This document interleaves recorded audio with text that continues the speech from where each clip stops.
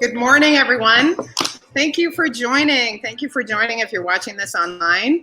My name is Jacki Zehner. This is our second LinkedIn Live with two amazing women that are joining us today. And I'm going to wait a minute. Oh, they're not they added yet. I can't wait for you to meet them. My name is Jacki Zehner. If you joined us, you might be following me on LinkedIn and subscribing to She Invests newsletter, where we're talking about all things women, money, and investing. As mentioned, this is our second LinkedIn Live event, and I will be joined by two amazing women, Olga Miller and Jessica Robinson, who are popping in today.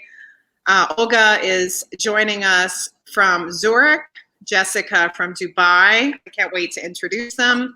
Please feel free to introduce yourself in the chat, post questions. We're going to do our best to pull in from the chat and make this really highly interactive and pull your questions. So we're really excited for you to be here. So let me introduce you to these amazing women. Olga Miller, I've known for, quite a few years now. She is the co-founder of SmartPurse, an independent money coaching and learning platform that launched just over a year ago that I'm a very proud investor in. Olga has over 15 years of experience in financial services, including a very senior role at UBS. She is a Gender Lens pioneer. She helped co-create and developed a Gender Lens ETF. She's a board member of many organizations, a fierce feminist, and an amazing woman. Welcome, Olga. Thanks for having me, Jacki. And Jessica Robinson, a new friend of mine that I've come to know after reading her fantastic book called A Woman's Guide to Investing for a Sustainable Future, Financial Feminism, obviously. Her experience in financial services, also decades. They'll be talking a lot more about that themselves. She currently leads Moxie Future, where she works as a strategic advisor to institutional investors, think tanks, and governments, and all things related to sustainable investing and more. We share incredible passion, dare I say, obsession as it relates to women, money, and positive change. And as mentioned, I'm ridiculously excited to have both of you today talking about financial feminism. So I want to, that intro certainly did not do either one of you justice. So I'd love to first pass it over to Olga. I think I'd love you to toot your own horn a little bit, talk about your own passion in the space, introduce yourself personally. Yeah, absolutely, with pleasure. So my absolute passion is to talk, teach, explain, and make money fun. And to do that through SmartPurse, of course, but also through lots of writing. So in Switzerland, I reach roughly 500,000 people a year. That for this small country is a lot, writing some fun blogs about money. And I do that out of the inner conviction that I think it's brilliant for society and very much needed, because for me, money is not that much also about the value that it holds, but a transmission of values. And if we all can help for people, young people, women in particular, to understand money better, I think that then they can express what they want their money to do better, and that can lead to a whole pivotal change on the planet, which is very much needed. So all I do is to invent new fun things, how you can learn about money better. And I am super excited to be here with you, Jacki, and with you, Jessica, to talk about financial feminism. Thank you so much, Olga. And I know you and Jessica have known each other for quite some time, even though I'm new to this threesome friendship. So Jessica, please talk a little bit about yourself, and even, address sort of why this book, for you. But first, intro, and we can go there. Okay, so thank you very much. First, can you hear me fine now? Because I know we had a glitch before. So as you said, Jacki, I've been in sustainable finance and responsible investing for a long, long time. I was sort of an old timer when nobody actually understood what sustainability within our financial markets meant.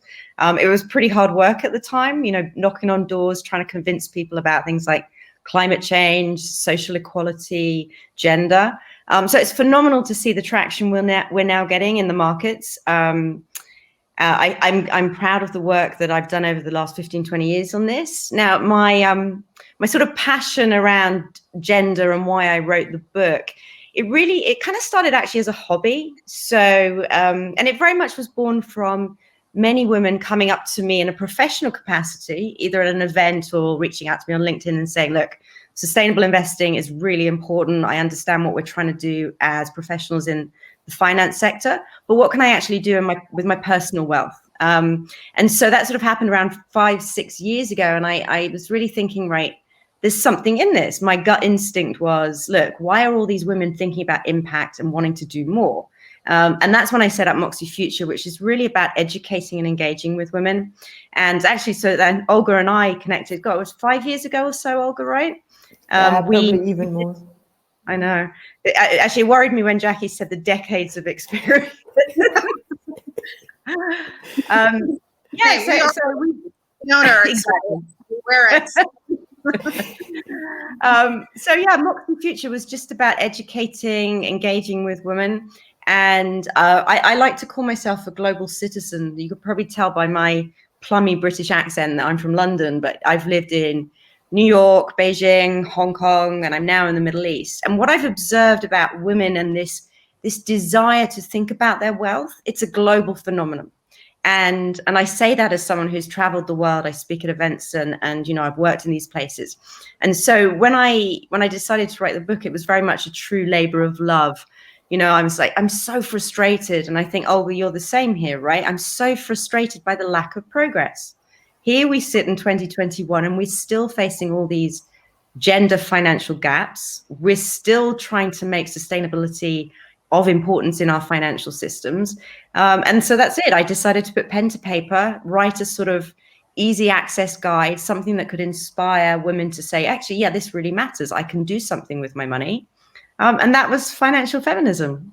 But I have to say, it is, I believe, a bit of a call to action. And I think it's interesting that the three of us are all working in these different markets and we're all trying to empower and really make action happen, because that's when I think talk becomes a movement. And I do think financial feminism is a movement for today, for sure. Thank you, Jessica. And, you know, I think people who follow me know that I obsessively collect research and books. And in fact, just putting a list together and sort of my new intense focus on sort of women, money, and investing, sort of leaning in also around this sector, not just philanthropy. And I will say the book, and Olga, certainly the work that you're doing is, you know, I think to your point, very movement building, because I think, at least for me, there's a lot of information out there. I mean, there's no shortage of how-tos, but when we pull back and really say kind of the why, what's motivating this? Why is this so important? And I think putting the term finance and feminism together is even though it's not new, it's fresh and it's getting this momentum, because we're talking about, I think, gender and gender equality for women and inclusion, and having, you know, 2021, we're still nowhere close to parity or equity in any place in the world, and that women hold so much wealth, and it's really about the alignment of our financial resources with values around around equality, right, that really matter. And so I love the term together, and I just want to just stay with that for a minute in terms of finance and feminism, and my friend Ruth Ann Harness saying that finance might be the new frontier of feminism and feminism the new frontier of finance, and sort of how those two words are playing together. First with you, Olga, because again, feminism to me is a movement building. It's for everyone, not just for women, and then the tools of finance being aligned with these goals that feminism, you know, have strived for as long as we can remember. So just want to put, Olga, what does that term mean to you, and how do you define it, and how are you thinking about that in terms of the work of SmartPurse and your passion around delivering financial education to women? Look, I think about this as a movement long-term overdue, right? If you take and look back at the history of finance. So for instance, in Switzerland, where I sit, it's only 45 years ago where women got the permission to take on a job or to have a bank account without their husband signing some form of paper. I think that this kind of history of us being told over and over again that we are not worth the money and that we are not good at it and that it is a man's affair, if I can be really provocative, is still very much ingrained in many women's thinking. And it's actually ingrained not only in more seasoned women with decades of experience like myself, but it's also ingrained in the young women, because the money values that we carry with us are very early formed in childhood. At the age of 5 to 7, you inherit them from your parents. And so I think for me, financial feminism is really to ignite a movement where we all develop the self-esteem and realize and say, what was in history is no longer true. We do deserve to be, recognized for what we are as human beings. No, we are not stupid with money. We are actually very thoughtful with it. And we're going to go and change this bloody system. And the system is not going to change just by publicizing research. I think the research is very important, but I think we have enough evidence about how women are better investors, how women invest more sustainably, what female money does, how female-led or gender-balanced startups perform better. The evidence is all here. What I have found is that in many cases, people lack the tools. How do I do this concretely? What do I need to know? And then they do what you suggested, Jacki, right? They go and search on the internet, and because there is so much information out there, they kind of get lost, or it's very hard or very time consuming. Then the energy gets lost. And so the idea behind SmartPurse was to create a place, a global place where women can come together, get the brush up on the financial education we feel we need, do it in an entertaining, fun, and time-saving way, and then give that money the meaning and the direction they want. And because that can be done, as Jessica is doing it with a fabulous book, but it also can be done with a very easy way of a phone, I am in the mantra of making financial education a lifestyle, right? Like we used to count steps. And for me, that is the cornerstone of financial feminism, because if we don't know how, we will never be able to kind of leap out of this history of finance that basically was telling us, yeah, ladies, you can manage the budget, but you are not good investors. Yeah. All right. I love the passion. Olga, I could not agree more. And, I had obviously a career in finance. It was 14 years at Goldman Sachs. And then, I've been in the world of money. My undergrad was in finance. But it's just not accessible to so many people. And, we've talked about social norms and the media and the money messages that unfortunately women and girls get around money that make engagement challenging. And Jessica, I want to push it over to you, because I mean, the book to me, again, in the landscape of books that are out there, it's sort of combining both the why and the how with a personal invitation, right? And that is what I love about your book so much, is it's not just what is a bond and an ETF and why you need to know this, but there are these pieces of framing why it should matter to you, and then the how. So lean in a little bit to this sort of structure, not so much about the book, but kind of your experience in saying what becomes catalytic for women, and you say this too, which Olga says, to make money and financial engagement, lifestyle. You use the term self-care. Yeah.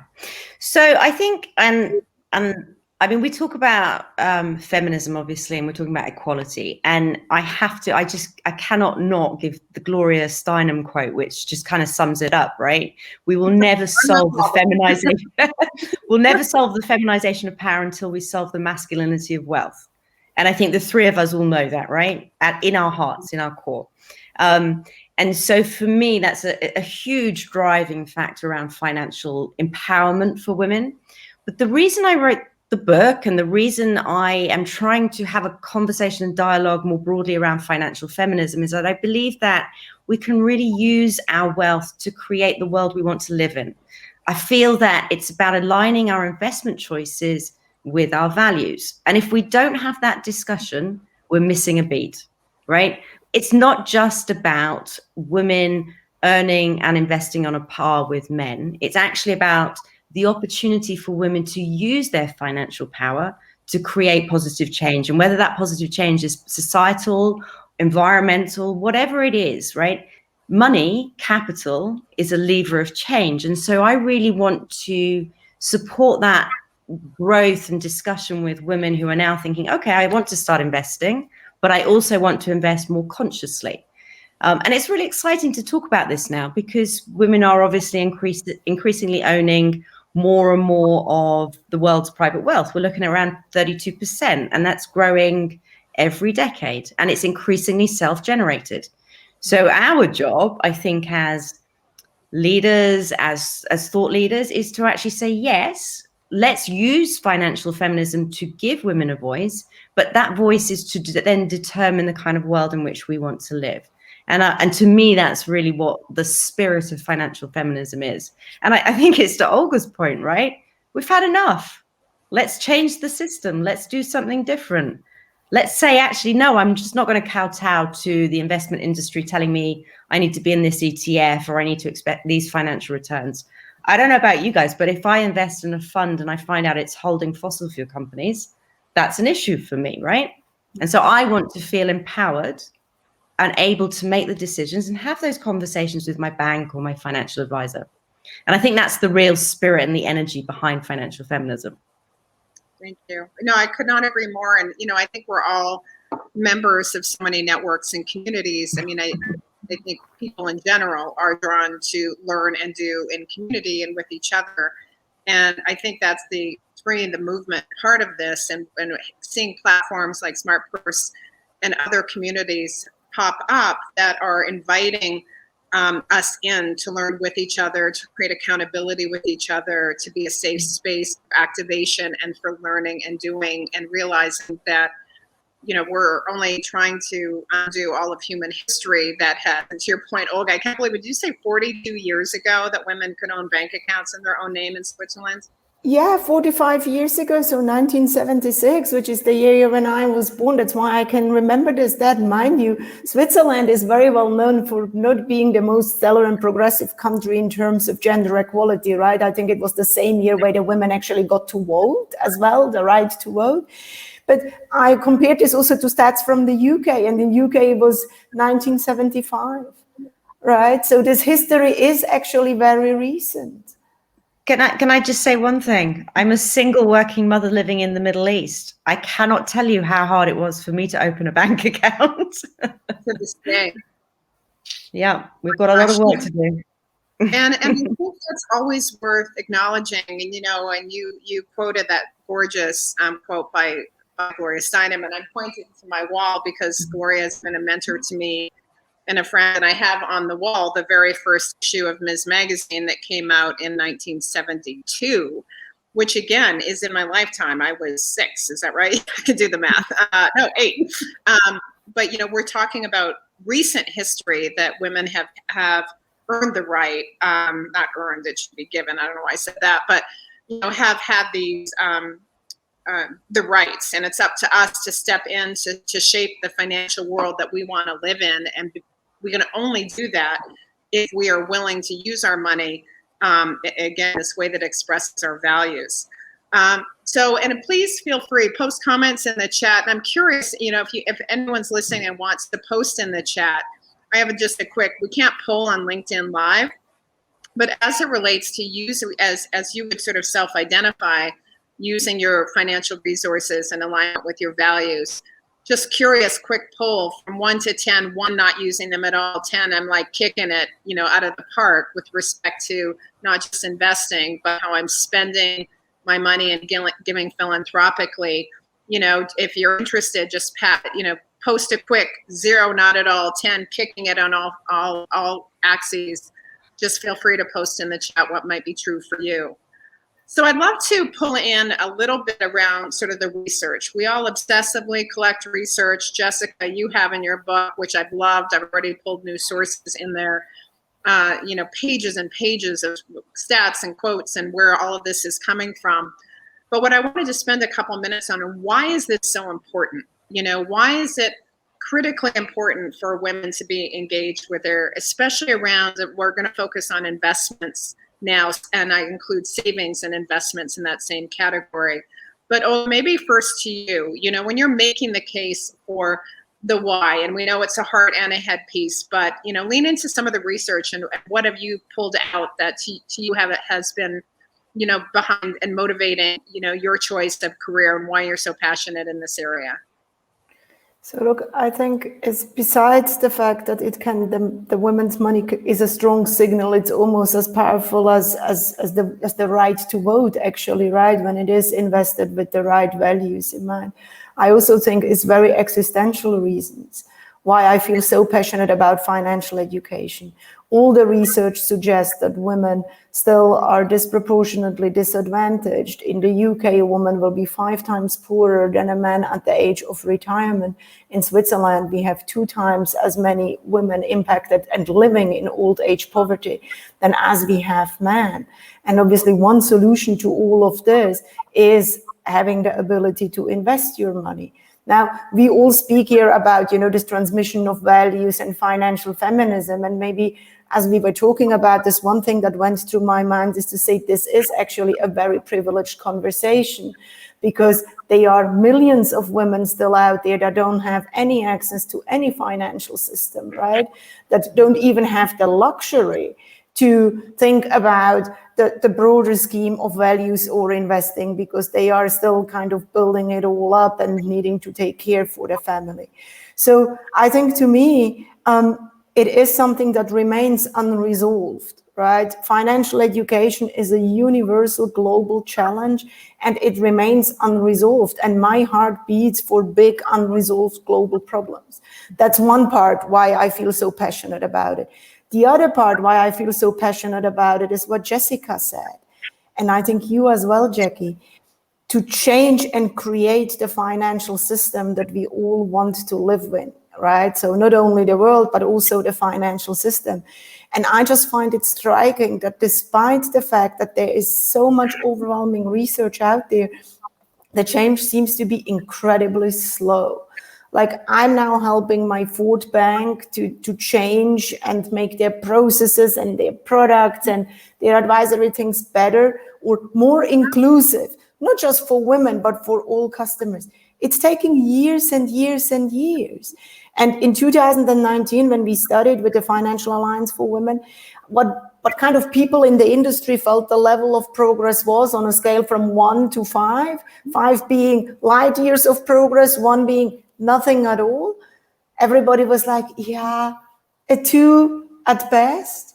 And what was the reason why that was felt? Initiatives died, but most importantly, everybody felt there are lots of women working in financial services, but there are very few sitting in a position of influence or power, actually being able to have a voice to say how financial products are made, what values are being put behind it, how are they being governed. And I think everybody found that we still have a lot to do there. So it's these 2 sides of the thing, one being really the societal strive to use financial education as a tool to make the world better and safer and empower choices.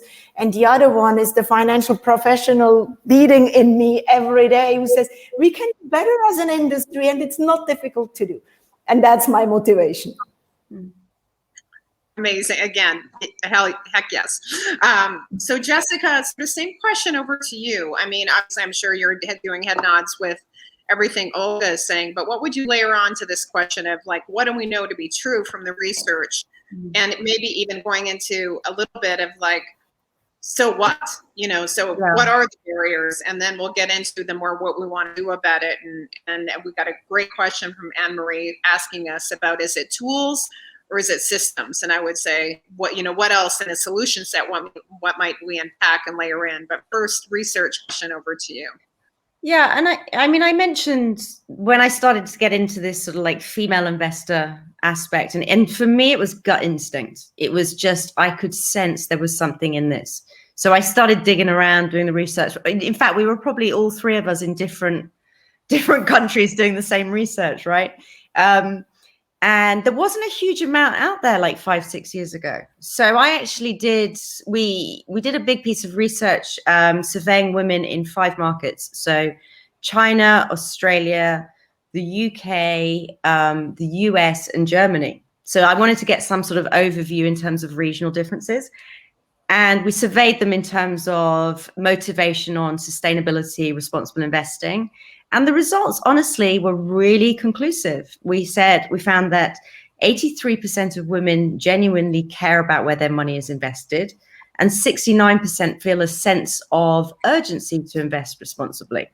And so we've issued that research, and it was really well received. And I think what's been interesting, the big investment banks, wealth managers have now actually started to really look at women's financial needs and preferences. And I think it is sad that 5-6 years ago, there wasn't a lot out there.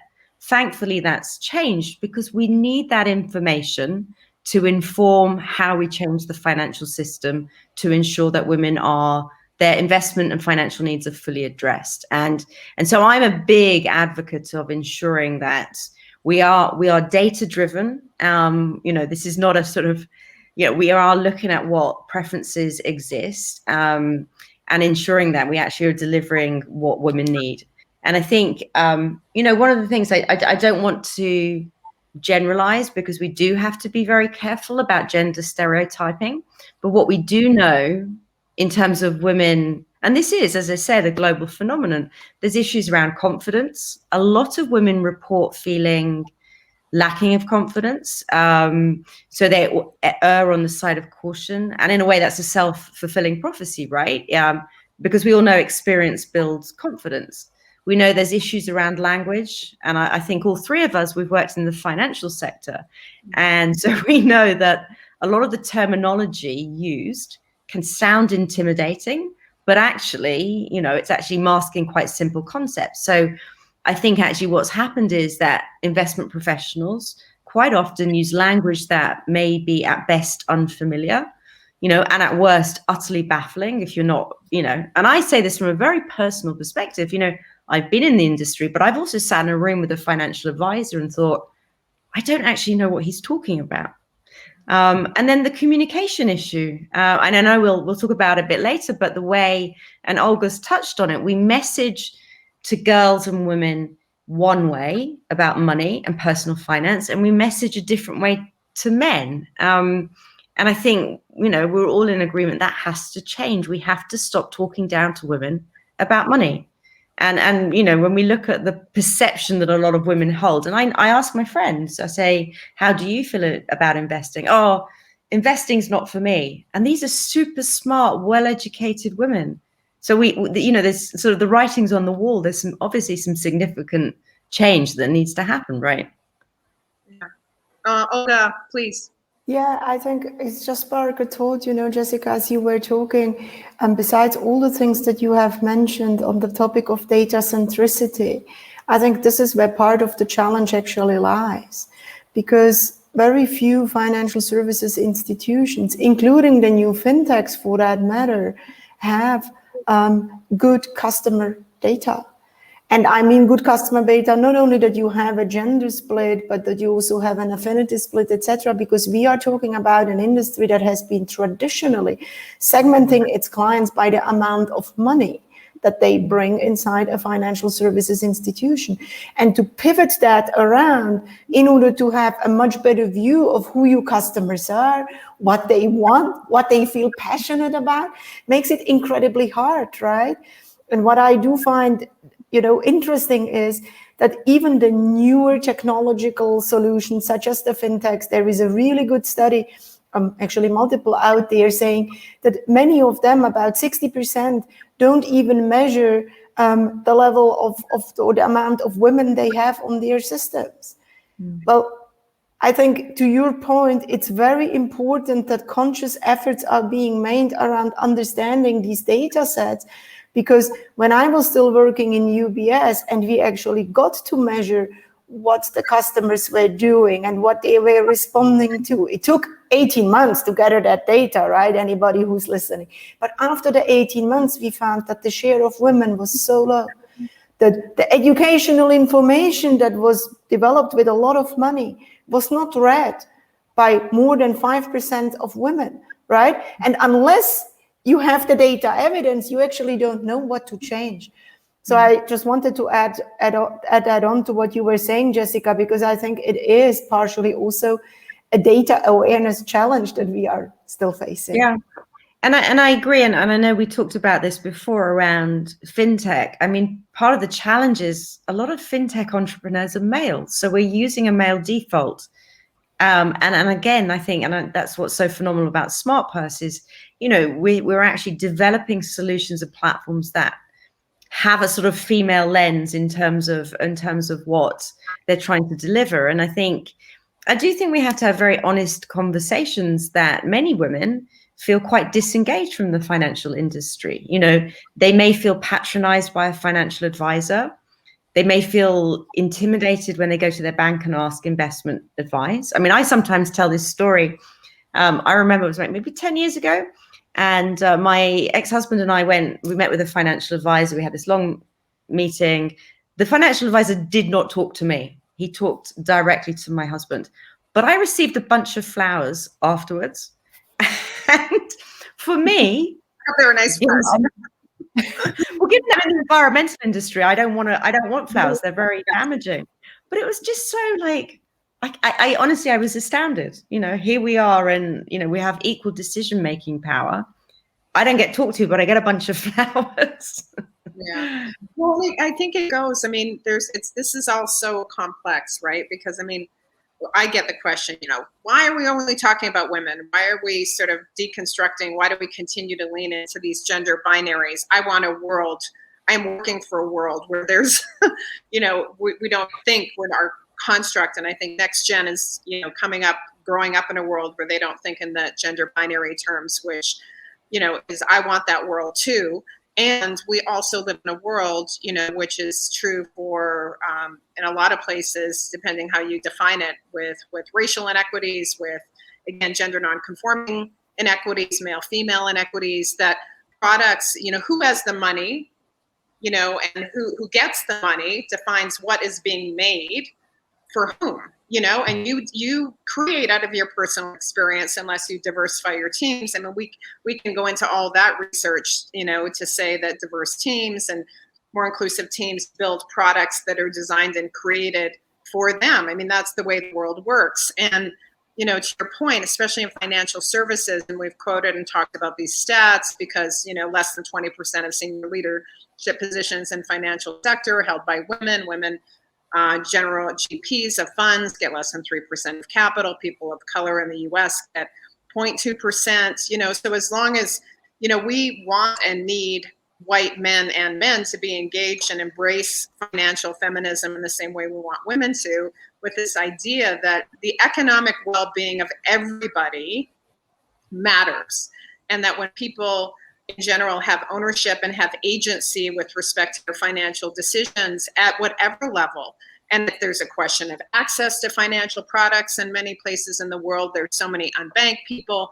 Again, this is sort of this matters at such a macro level and such a micro level. And we're starting to see the studies now that said, if women were engaged around their financial well-being and took greater agency, to your point, Olga, you made in savings, because they're more likely to be poor. And then, of course, that is an economic cost from a government and a service perspective. Like, this matters at such a big freaking macro level and at such a deeply personal level. And I think, Olga, one of the things I've loved about SmartPurse in my experience is when you have these events. So you've had a couple money rallies where you invite women and people to be in conversation about money. And I'm interested what's showing up for you there. I mean, I just wrote a piece about Britney Spears, #FreeBritney. This is still keeping me awake at night. This is just ridiculous in terms of women and financial agency, financial abuse, divorce, life events where they're left destitute. So I want to just push into maybe from these events, what are you hearing as sort of might be the engagement, like the how of trying to deliver both at a micro level, why it's meaningful for all women and why it matters for all women and frankly all people. Just talk a little bit about what you're learning through these experiences with the money rallies and SmartPurse more generally. Absolutely, with pleasure. I mean, what we're learning from the money rallies is that this safe space to talk about our feelings, our wishes, our desires, our fears about money is very much needed. And again, that it becomes an even richer space if women from different parts of the globe join in conversation. And then a lot of truths come out, such as in the last money rally, it has come out that only 1 in 10 women says she has a happy relationship with money.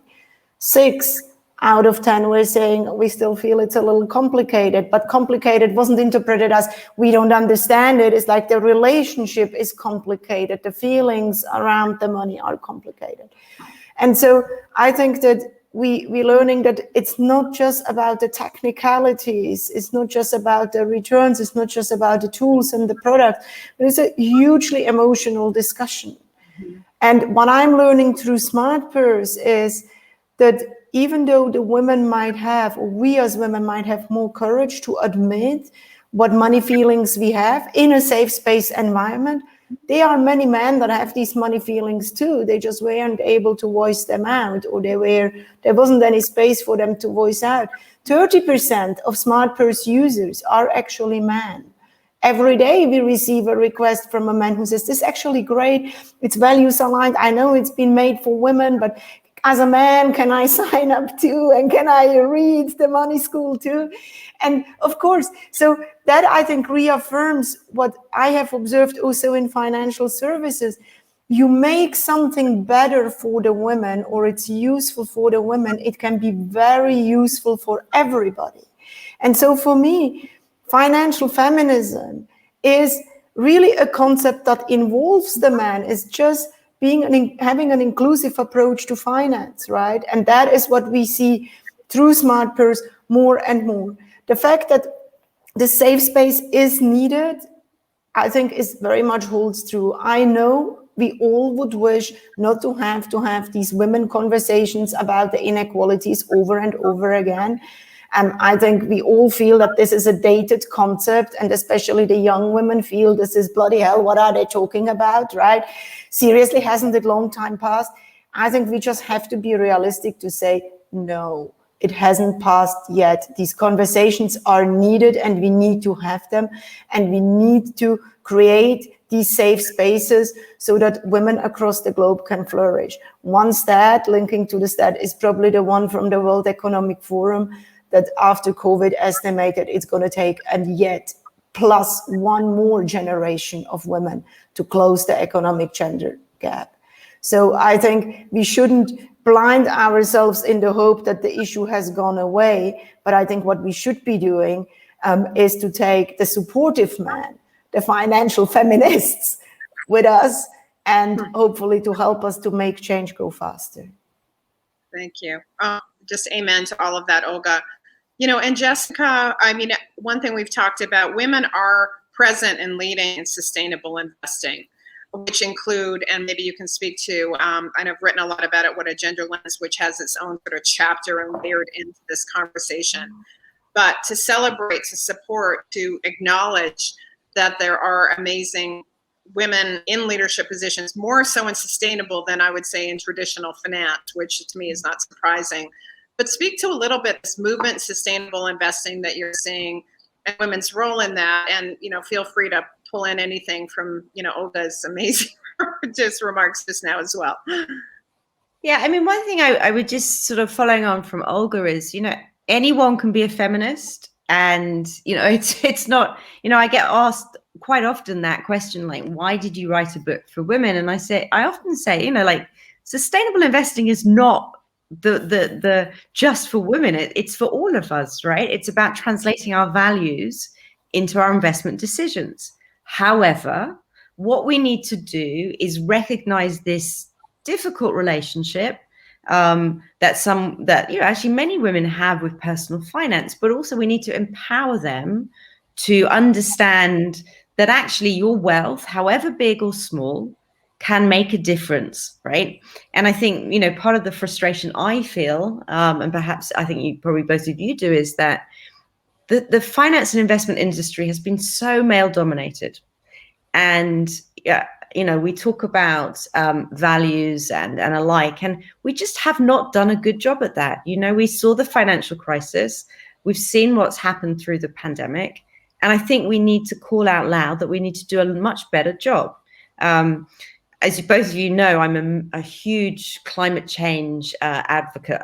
You know, I'm an environmental economist, and we talk about the impact of the pandemic, and in a way, the one of the good things that came out of it was that it really woke up people to this whole concept of a global event that has ripple effects through economies and societies, right? We've all experienced the consequences of the COVID pandemic, but the inequality that sits around that is tremendous. You know, I sit in Dubai and my experience is very different from yours, Olga, yours, Jacki. And can you just imagine what people are suffering like in sub-Saharan Africa, right?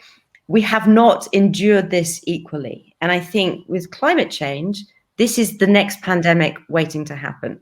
And so the more we have conversations around how can I use my money, my capital, to address these big global issues, and what can I actually do on a day-to-day level? So what different decisions can I make? And I think, you know, I'm a big advocate of the Sustainable Development Goals, because I often describe them, they're sort of the closest thing that we have to a global strategy. The idea is that hopefully, I think we all know we're probably not going to get there, but in 2030, we're directing towards these 17 Sustainable Development Goals. You know, things like clean sanitation, gender equality, smart cities, action on climate change. This is the world we want to live in, right? So when you wake up tomorrow and you say, okay, I've got X amount to invest, where do I want to invest? Do I want to make a quick buck on, not that I'm going to knock crypto, but that's a different discussion. But actually, when I make a decision, I think, right, I want to be investing in clean tech, carbon, you know, carbon reduction, all those kind of things. And, you know, the thing you mentioned about gender lens investing, I'm a hugely active gender lens investor because I see in the regions in which I invest these phenomenal female entrepreneurs that are coming up with, they're building businesses, they're developing services that are addressing these sustainability challenges. Women just have an ability to think, okay, this is a problem, how do we solve it, right? And then they build these phenomenal businesses around that. And I see that really on a hands-on level. And it's so exciting to be involved in those conversations and to think, actually, I'm using my wealth to actually support the growth of these business leaders who happen to be women who are also solving sustainability and global challenges. So I just think, from a sort of passion perspective, there's so much for us to look at and think about, and actually feel that you're part of building a better future. As sort of, that sounds like a real movement speech, doesn't it? Well, and it is. I mean, you know, sometimes when I'm championing for, especially for gender lens investing, I was speaking with the woman yesterday who's, you know, I would say maybe defining more of an impact investor. And I'm like, they're not separate. They're doorways. What doorway are you going into to try to use your resources? And again, I would stretch to say it's how we spend money every day. It's how we invest, and it's how we give. And, you know, there are some opportunities, you know, where folks may not have money to invest or to give, but they are making a decision whether they're shopping at Starbucks or Walmart or locally, or what products they're buying, or how they're disposing of their waste. Like, oh, sorry. Yes, Jessica? What I was just going to add then, when you were just saying that, and I think that's one of those myths that we need to overcome. Sustainable investing, thinking about impact, it's not charity, it's not philanthropy. And I think sometimes people confuse, you know, because we've been told for so long investing is all about making a bigger financial return. Yeah. Sustainable investing is still focused on financial return. However, we think about non-financial return. And I think it's really important that we highlight, we're not talking about charity here, right? We're talking about smart investment decisions. Charity has its own bucket. What I said, and I need to be clear, there are three things we can do with our money. Giving is one, spending is another, investing is another. So I wasn't suggesting that philanthropy wasn't putting those two in the same bucket. No. I think sometimes people, when they hear the term sustainable investing and there's confusion, it's like, oh, am I going to give away my money? And you're like, no, this is investing, but it's smart investing. Correct. And, you know, just to pull in a few threads from the chat as we start to recognize that we've got 7-ish more minutes. Hadley asked the question, and I see this a lot too. When you're on board of a nonprofit, even when you're on the finance committee, when you're trying to push, even endowment dollars to have an impact or sustainable strategy, there's, to your point, Jessica, this idea, no, you can't both have sustainability goals and have financial returns. And I think that what we're seeing is actually the opposite right now. And Jessica, you could probably, and Olga both speak to this. You're both experts in this. But in fact, companies that have sustainable practices embedded in them have and will, in my view, continue to outperform because there's so much capital going towards companies that do that increasingly. I mean, to this day, a small percentage of capital still has those lenses. But we can't make it in 7 minutes, and that's maybe its own conversation. Just to acknowledge how Hadley asked those people to give you the evidence that investing without a sustainability lens outperforms. It's just simply not true. It's what so many people, I think I need to write a post, the myths versus the facts with respect to a lot of these conversations, because it is simply just wrong, especially as a nonprofit with a social mission, to say that your capital should have absolutely no lens or accountability for impact. Meanwhile, the mission of the organization does, is just completely bizarre to me in every way, shape, or form. But do you want to make a comment on that, Jessica? And then we can very quickly, I think, and again, it's sort of the philosophical discussion around money is a social construct, right? We're using it to define the world in which we live. And I don't think we should shy away from that conversation. The other very quick comment I wanted to make is around the impact of 2020 and the pandemic. For those of us who've been in sustainable investing, when it March last year, I was like, oh no, this is not good news. We're going to see everyone reprioritize short-term focus. And what actually happened was those ESG leaders, the sustainability leaders, whether they were funds or companies, have done very well because they're resilient and they're managing risks much better. So actually, the good news that came out of the pandemic is we now have even more evidence that these companies and funds are worth looking at. And this whole myth around lower financial performance is it's just rubbish. There's so much evidence and data out there now. And I think that's the conversation we need to have. Yeah, exactly. So I just want to call in Amy Cross from Gender Fair. Thank you for joining and sharing the amazing work that you're doing. If folks are looking for stocks to have accountability for metrics around gender and other things. Breen, great to see you here. Thanks for joining. And I just want to respond to the answers. When we did ask the poll, so where are you from 0 to 10? I would say there was only one that was above 5, in all the responses. The average was 3 with some at 0. So clearly there's a lot of work to do that. We're not going to sum everything in one conversation, but just recognizing, just sort of with this idea of we're going to wind down this conversation. I want to get on my soapbox at the end, but Olga, I'm just going to pass it over to you, in this conversation that we're having about financial feminism, about women, money, and change. What did we cover that you just want to nail? Because if we end this without you talking about it, you're going to be very unhappy. And I don't want you to be an unhappy Olga Miller over there in Zurich. Yeah, no, absolutely. So I think the one thing, as we have seen also from this poll, Jackie, that you now just revealed, right, is to get started somewhere and to get educated. And in that regard, Jessica and I have taken it to heart, and we developed a video course. It's called Invest in a Sustainable Future. You need to spend, I think, roughly 95 minutes, 100 minutes across 4 videos.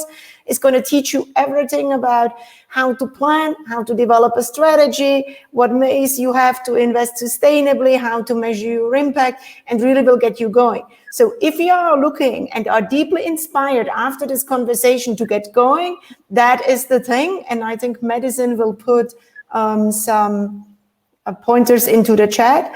Highly recommended, and I think Jessica, right, we did it out of the need that we couldn't find anything comparable out there, and we know women are pressed for time, so to watch 4 videos should actually be an easy way, and off you are, moving from the 0 to the 9 by the next talk Jackie's gonna have on LinkedIn Live. Thank you, Olga. Yes, and Madison will share, I think you're offering a discount code for anyone who wants to do the course, which is very kind of you. And Now, Jessica, over. Soapbox for you. Oh, I'm not very good at that. We're not. What didn't we talk about? I mean, just in wrapping up, that you're like, want to nail it, before we depart. Okay. The one thing I would say, just adding to Olga's point, is that I think both you and I, Olga, are very accessible on LinkedIn and social media. And I encourage people to connect because that whole sisterhood is critical. Sustainable investing, from my perspective, don't be scared and don't be put off. I think prioritize what you care about. I mean, you've probably picked up from me, my two issues are climate change and gender. You can't fix the whole world with your money. So figure out what matters to you, but don't shy away from it, right? It can be done. Listen to the work, listen to the course that Olga and I put together, read the book, reach out to us, have a conversation. And I think the more and more we do that, and then the more and more we message that to our partners, our parents, our friends, I really do believe that we will build this. Well, actually, the movement's already started, right? We're having this conversation. So the point I want to make really is that the time is now. There's nothing stopping you. And I think just the conversation we've had today with the three of us demonstrates that. Yeah, thank you both so much. Well, I love to jump on my soapbox for a minute, just in closing too, because I think of why I'm doing this, right? Like, I'm doing this because I'm passionate and care. I mean, I started Goldman in 1988, joining a trading floor. And, my claim to fame, I think if there is one, is being the youngest woman and first female trader to make partner at Goldman Sachs. So I tracked the industry, I tracked change. I was, co-founder of Women Moving Millions in community with hundreds of women that have each give at least $1 million. So I'm around, I didn't start there. I started in a small town in Canada.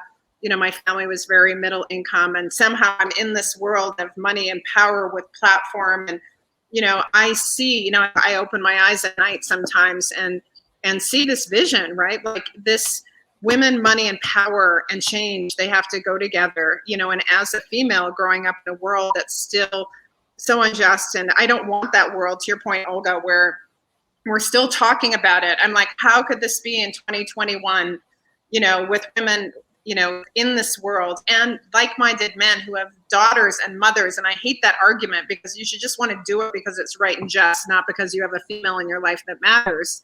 But, I think men are, to some degree, unless they are, have other social or racial or other inequities that sort of fall on them, might not have the perspective to be able to understand the world as we live in, with respect to the folks that walk through experiencing these inequities. And I have so much privilege acknowledging when I'm saying that. And this is the work we have to do together. And it has to be on a micro level, every individual person, and a special call out as a woman to other women to own your financial resources, to educate yourself, to be in community, to talk to other people, to know that there are incredible resources, free and otherwise, available to you, and demand that you are listened to and paid attention to and served appropriately, and to hold your ground, knowing that we're in this together, and that the community and movement building part of this is that we are in this together, and we're trying to build platforms and spaces and resources that you do feel supported. So with that soapbox, I want to make sure everyone, it's such a great book, Jessica. I'm so grateful for you writing it. Financial Feminism, you can get it. I love it. SmartPurse, Olga, thank you for doing what you're doing. As an investor in your company, I know you're living, breathing this for women. And because it's you see, the urgency at a micro and macro level as I do, and that's where your life's work is.